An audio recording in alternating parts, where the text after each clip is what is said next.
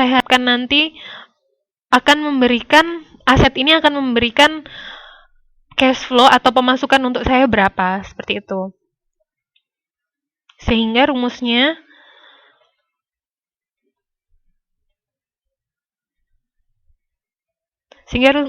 dimasukkan untuk PV ya. Ini kan rumus present value. Nah, karena dividen 1, dividen 2, dividen 3 remain at the same level, jadi rumusnya dividen tinggal dividen dibagi dengan R. Begitu. R merupakan tingkat bunga.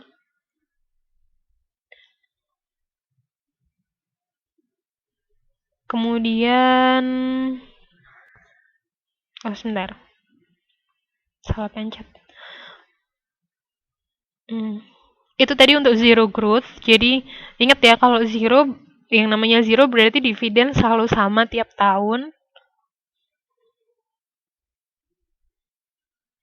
Nah, untuk constant growth, jadi dividen ini dianggap akan berkembang atau growth. Jadi akan naik seperti itu dengan nilai yang sama pada tiap tahunnya, seperti itu. Nah, ini since future cash flow grow at a constant rate forever, jadi constant rate, kalau misalnya dia 2%, ya 2%, terus seperti itu, maka nilainya seperti ini. Dividen 1 dibagi R minus G.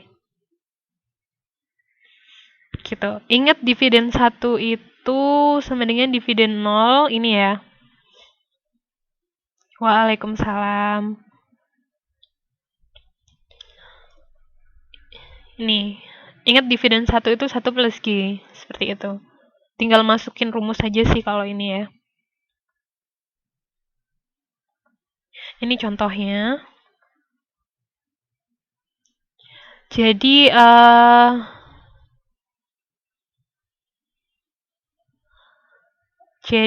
ini ada Big D Inc. just paid a dividend of $50.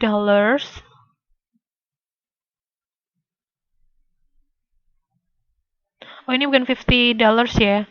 $0.50, $0,5, setengah dolar. It is expected to increase its dividend by 2% per year. Nah, ini udah tahu ya. Increase.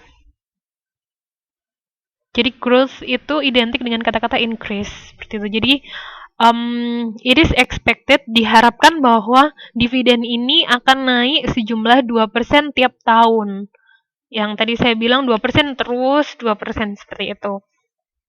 Nah, kalau market ini ya, market mengharapkan atau mengharuskan tingkat keuntungan 15% atau bunganya 15%, maka berapa saham akan dijual? Ini tinggal masukin rumus saja. Ingat ya, tadi kan dividen 1 dibagi R minus G. Ini ya, dividen 1 sama dengan jadi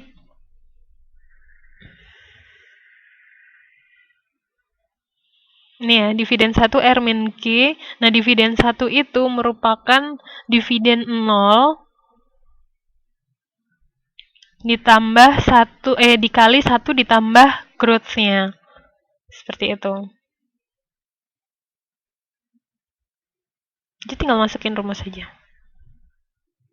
Nah, ini ada ringkasannya. Jadi kalau misalnya dia general case itu seperti ini. Sebenarnya rumusnya ya, rumus untuk mencari price stock-nya. Kalau misalnya dia constant growth rate seperti ini. Ini ingat ya, D1 tadi rumusnya. Kemudian kalau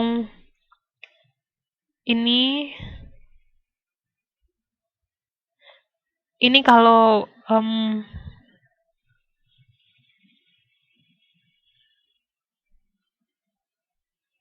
ini dianggap steady rate itu maksudnya zero growth ya.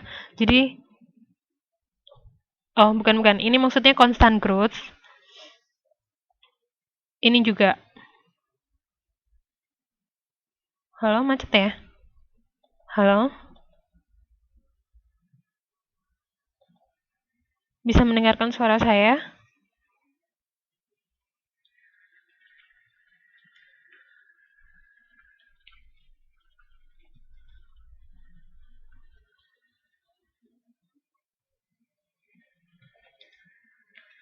Lanjut ya. Mungkin sinyalnya, Mbak Rita. Nah, sekarang masuk ke menentukan tingkat keuntungan yang diisyaratkan.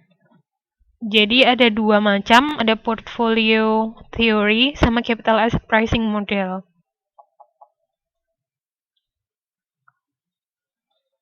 Untuk portfolio theory, ini tidak dijelaskan di modul ya, cuman menurut saya perlu untuk mengetahui ini. Jadi dalam portfolio theory itu ada istilah expected return sama variance and standard deviation. Nah, sebenarnya apa sih portfolio theory itu? Jadi begini ceritanya. Saya lupa ya siapa pencipta teori ini. Maaf, saya lupa siapa penciptanya.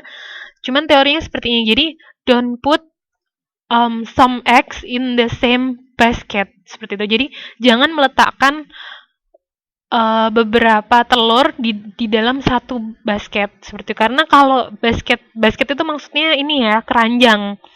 Nah, karena kalau keranjang ini jatuh, maka akan pecah kan otomatis.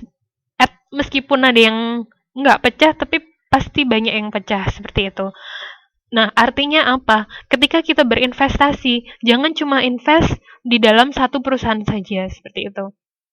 Lebih baik investasi itu disebar-sebar, jadi perusahaan A, perusahaan B, perusahaan apa, investasi di emas, investasi di bond, seperti itu. Itu namanya portfolio theory. Tentu tetap ada perhitungannya ya nantinya. Cuman secara teori memang lebih menguntungkan daripada kita mempercayakan dana kita sepenuhnya kepada satu perusahaan. Seperti itu. Nah, ini ada yang namanya expected return. Dengan rumusnya, saya sudah menjelaskan ya, expected return itu merupakan sebenarnya expected return itu merupakan tingkat keuntungan yang diharapkan akan didapat seperti itu. Namun di sini lebih ke probability. Kira-kira kemungkinan keuntungannya berapa sih nanti? Kira-kira kemungkinan keuntungan yang didapatkan berapa? Seperti itu. Kemudian ada variance and standard deviation. Ini untuk menilai resikonya.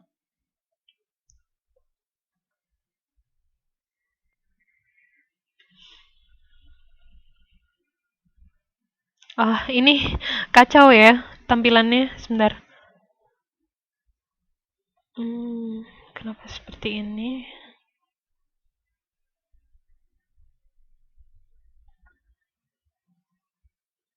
Sebentar, ini kenapa kok jadi gini? Jadi ceritanya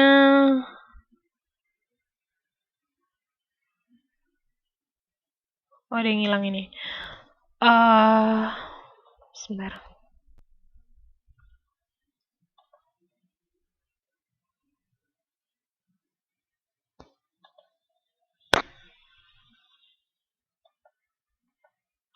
Jadi ini ceritanya kita memiliki stok C dan stok T ya.